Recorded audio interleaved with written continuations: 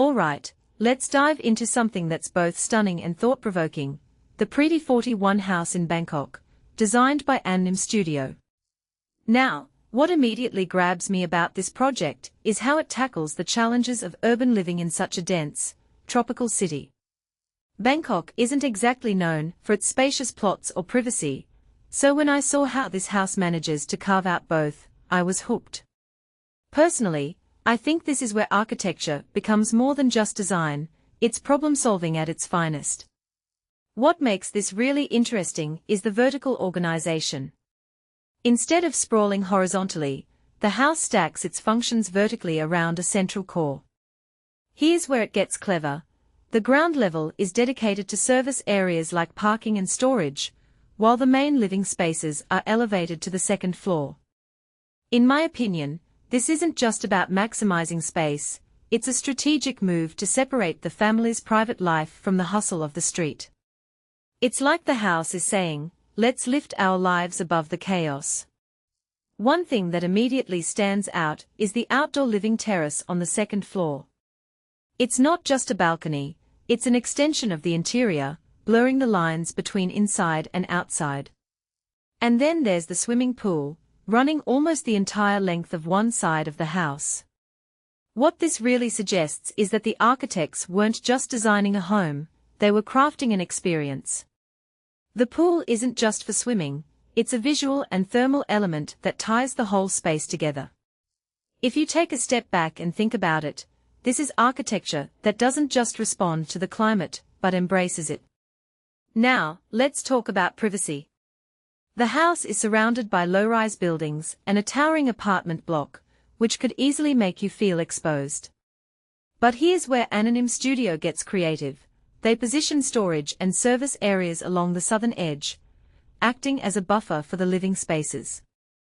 The remaining rooms face north, where the views are more open and the daylight is better.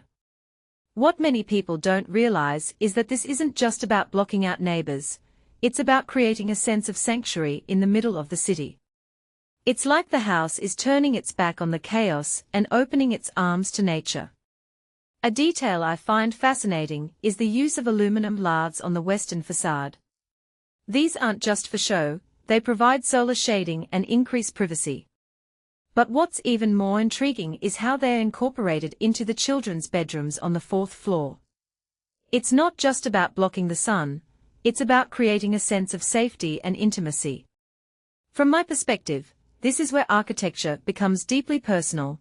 It's not just about the building, it's about the people who live in it. If you take a step back and think about it, Pridi41 House is more than just a residence, it's a manifesto on how to live in a dense urban environment. It's about balancing privacy with openness, thermal comfort with natural ventilation, and modernity with a connection to nature. This raises a deeper question: can architecture truly improve our quality of life? Personally, I think this house makes a strong case for it.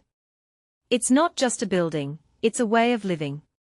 What this really suggests is that even in the most challenging environments, thoughtful design can create spaces that feel both luxurious and livable. The interplay of light, shadow, and water isn't just aesthetic, it's experimental. And that upper-level balcony. It doesn't just break down the building's mass, it creates the illusion of a floating volume, as if the house is defying gravity itself.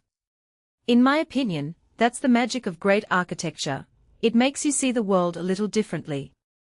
So, here's my closing thought. Pridi41 House isn't just a solution to urban living, it's a reminder that architecture can be both functional and poetic. It's a space that doesn't just shelter you, it inspires you. And that, I think, is what makes it truly remarkable. What do you think? Could this be the future of urban homes? Let me know in the comments below.